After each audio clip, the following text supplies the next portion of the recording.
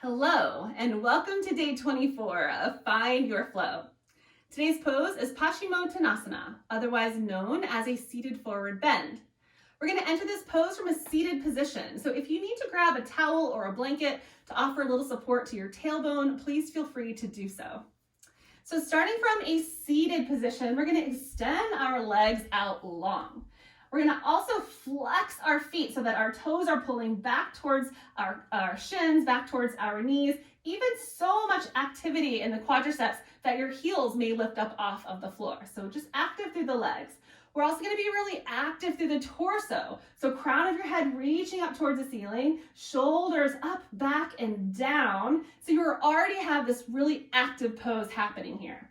In fact, if you brought your hands down by your side, engage just a little bit through the arms. This is Dandasana, which is staff pose. So this is even a yoga pose here. That's how active it is.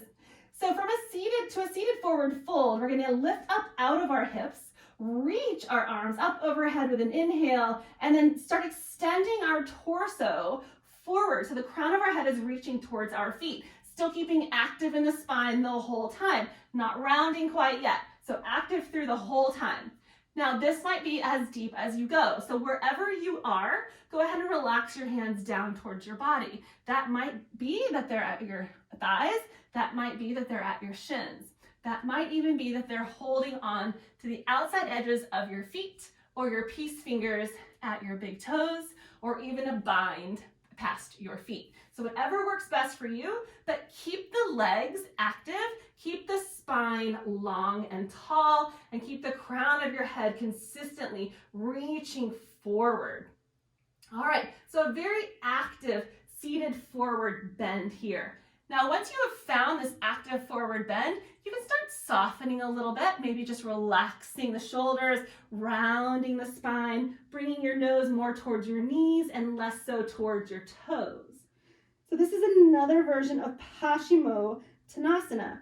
Both of these are used throughout a yoga flow, just depending on what part of the yoga flow that we are in.